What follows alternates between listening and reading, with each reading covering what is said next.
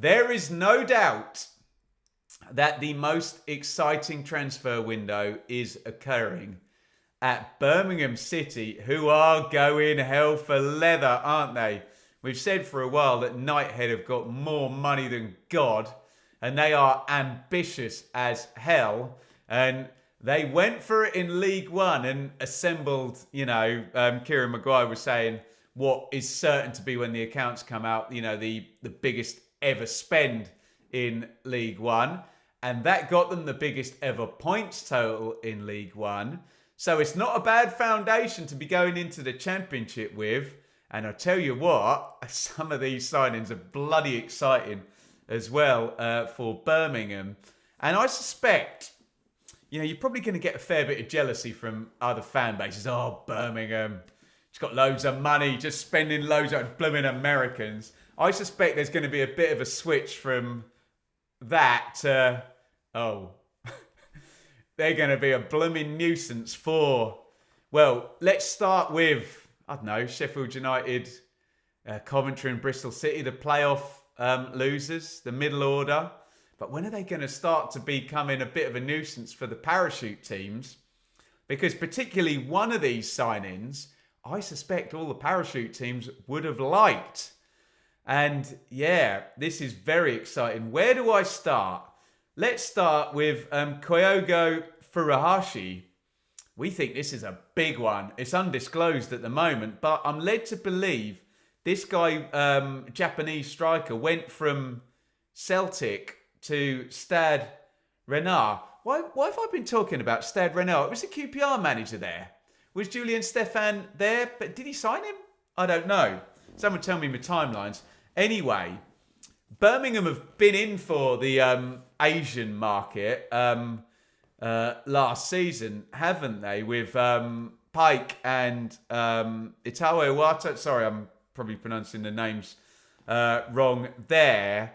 But yeah, it's untapped, and Knighthead are clever, aren't they? Because there's the audience there, and in terms of building up your commercials, people will talk about PSR when it comes to Birmingham. But if you're selling loads of shirts and streams over in Asia, it's a nice market to bring in a load more money in terms of your income as well. But yeah, this is a bit of a statement, isn't it? He was at Celtic and obviously Stade Rennais, and they're bringing in players as well who are, I'm going to talk about one who's 30, one who's 27 and one who's 29.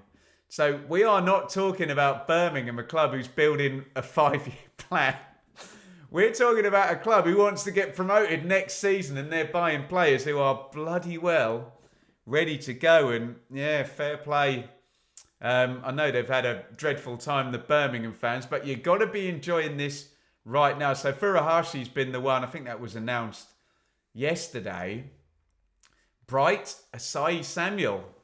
My God, we were talking about QPR and Stan Bowles and Roy Wegerle and Adel Taarabt, and a player that QPR bought through was Bright, and they had Chair and Willock and Samuel and Wells and Hugill on loan, I think, at one point under Mark Warburton. And where did he go out to? It says Fenerbahce. Has he only just been out there then? I think he went for a fair bit of money, Bright, didn't he? But winger, he's played wing back, I think, as well. But yeah, again, here's your sweet spot.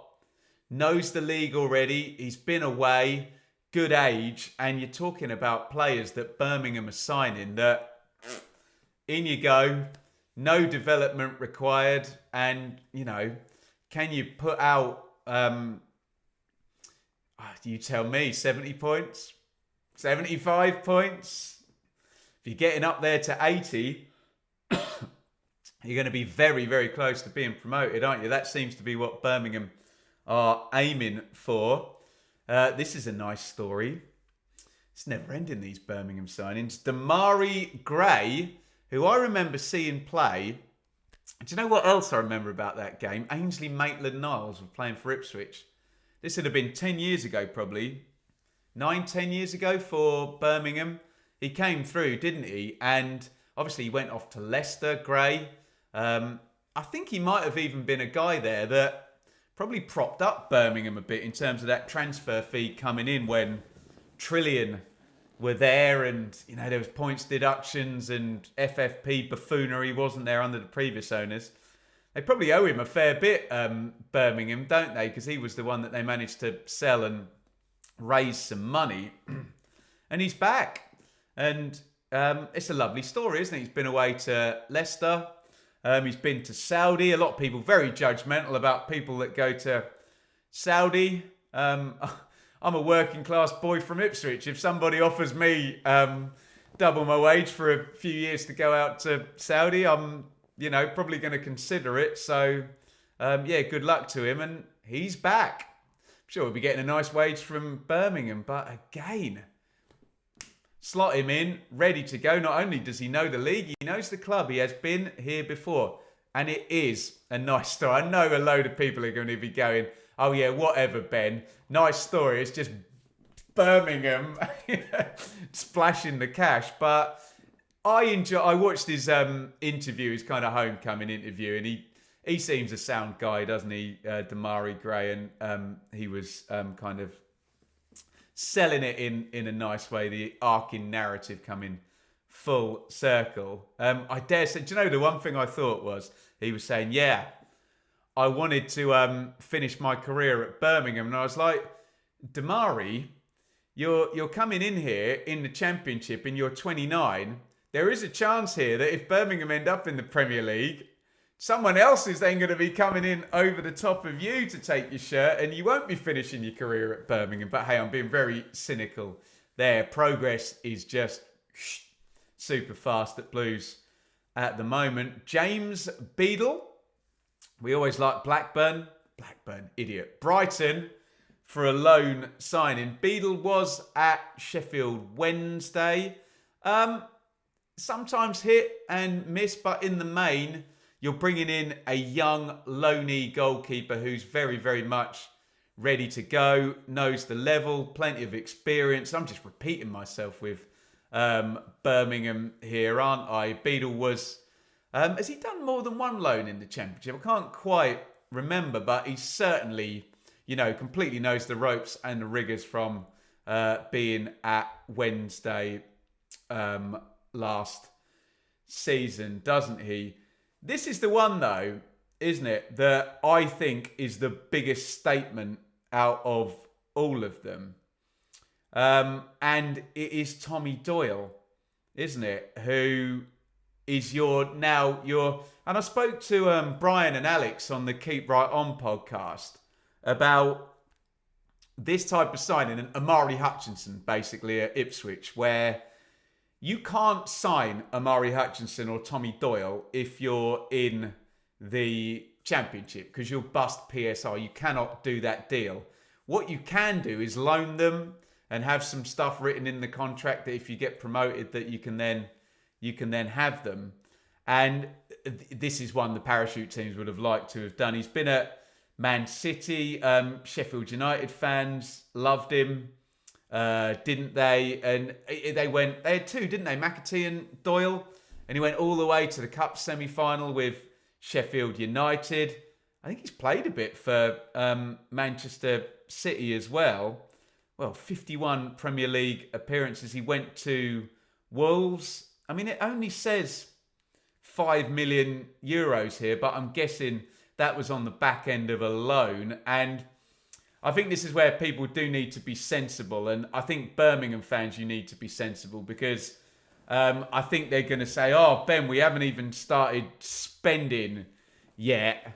Yes, you have. Tommy Doyle is not going to have been cheap. Whatever the loan signing fee, the salary is, the tie-ins, there'll be a payment if they don't get promoted, and there'll probably be a payment, an obligation to buy if Birmingham do get promoted. But man, that's a great signing. That is a great signing. And I suppose the fantasy there for Birmingham is they do have the lightning in a bottle perfect double season. They do the double promotion, and then I assume there's something written in there that they'll be able to get Tommy Doyle permanently. And it's a sensible deal, isn't it? You can't sign a player from Wolves whose market value here is 10 million if you're not in receipt of parachute payments and you haven't got that income coming in for your PSR. But my God, fair play, Birmingham. They are absolutely going for it. Honestly, I thought there'd be a handful, and we've already done a handful, but we're so early in the window that they could do more. They've just got to be clever with the PSR position and do all the maths. And look, you're going to get some stupid arguments about PSR and Birmingham. On the one hand, you're going to get fans of other teams that are a little bit jealous and are going to use that as a stick to beat Birmingham with. And they're going to guess, and they're going to say just because Birmingham are splashing the cash that they're definitely going to fail. And they probably don't have the slightest idea about the numbers. You're also going to get Birmingham fans who are going to get very triggered by even people like me being completely reasonable about it and even saying the word Birmingham and PSR in the same sentence. They're going to start crying and saying, no, it's not. Calm down. I don't know the numbers. I'm sure there's clever bean counters, but you have to address it that they're going to, all I'll say is they're going to have to be very, very sensible with the way they do this. They're going to have to play ball with the EFL. They're going to have to present the benchmarking in a way that the EFL are going to say, hang on a minute, you cannot do all of those deals. But I'm sure that there's very, very smart accountancy bods and whatnot there with Knighthead that are going to do all of that due diligence. And look, as a rival fan, as an Ipswich fan, I'm like, oh, hello. But as a YouTuber who covers this whole channel, it's just fascinating. And honestly, it's pretty exciting to see how this story pans out. Get your thoughts in the comments, guys, on Birmingham City, who are clearly the biggest story in the transfer window so far in the Championship. I will say the parachute teams will spend, by the time it gets to August the 30th or September the 1st or whenever the window closes, they will have done some work. Leicester, Ipswich and Southampton. Well, we'll see if Leicester get transfer embargo, won't we? But, as I said to Brian and Alex on Keep Right On, if you've just scored 111 points and you've got momentum, you might be able to get out in front nice and early like Ipswich Town did a couple of seasons ago. Birmingham, everybody. Thank you for watching this clip from our latest transfer update video. The full show will be going up. It might already have been uploaded, in which case you can watch it up here. It might not have been uploaded yet, in which case we'll stick another video up there. Thanks for watching. Hit subscribe.